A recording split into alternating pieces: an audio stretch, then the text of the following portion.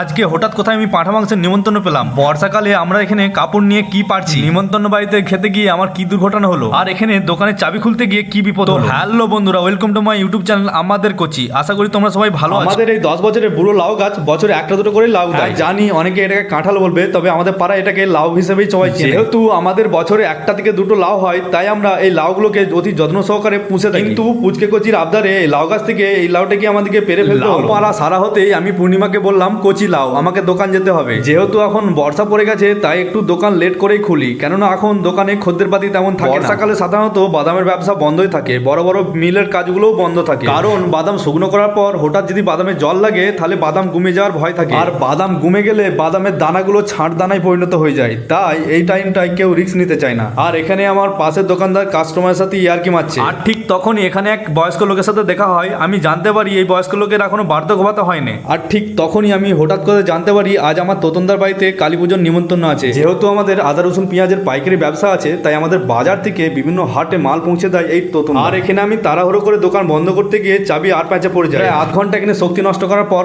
পাশের দোকান থেকে একটা চাবি কাঠি নিয়ে এসে চাবি দিয়ে বাড়ি এলাম। বাড়ি এসে দেখি এই বৃষ্টিতে সবাই ঘুমাচ্ছে। পূর্ণিমা যাওয়ার আগে আমাকে দাড়িটা কেটে যেতে বললো। আর একটা কথা বন্ধুরা, আমার এই ভিডিওটা তৈরি করতে আমার প্রায় 70 থেকে 60টা ছোট ছোট ভিডিও লেগেছে, আর ভিডিওটা তৈরি করতে 2.5 থেকে 3 ঘন্টা সময় লেগেছে।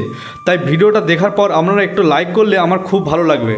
আমাদের দোকান খুলতে দেরি হলেও কিন্তু তোতনদার ঠিক তার টাইম মতো পৌঁছে যায় আমাদের দোকানে, এবং আমাদের দোকানে সমস্ত মাল নিয়ে পৌঁছে যায় বিভিন্ন হাটে। এখানে আমি এই লোকটাকে জিজ্ঞেস করলাম তোতনদার বাড়ি কোথায়। দেখে মনে হলো লোকটা কিছুটা খেয়েছে। এখানে আমাদের দোকানে 4 জন সদস্যই হাজির। যাই হোক, এখানে 2 রকম মাংস, বিভিন্ন রকম ভাজাভুজি, চাটনি, দই, পাঁপড় সমস্ত কিছু খেয়ে এখান থেকে বেরিয়ে চলে এলাম। আগেই বলেছি এখানে কালী পুজো ছিল, তাই রাস্তায় আসতে দেখি বাচ্চাগুলো কাদার মধ্যে বিশাল ডান্স করছে। কাদার মধ্যে এদের ডান্স দেখে আমার ছোটবেলার কথা মনে পড়ে। আর এখানেই ঘটে আমার আর এক বিপদ। হঠাৎ দেখি গাড়ি চলছে না, তারপরে আমি অনেক কষ্টে গাড়িটাকে ঠেলে নিয়ে গেলাম গ্যারেজকে। আর এখানে এসে জানতে পারি আমার এই ইলেকট্রিক সকেটটা নষ্ট হয়ে গেছে। এর জন্য আমার এখানে আলাদা করে 80 টাকা খরচা। আজকের মতন hello hi bye bye tata good night, দেখাবে পরের ভিডিওতে।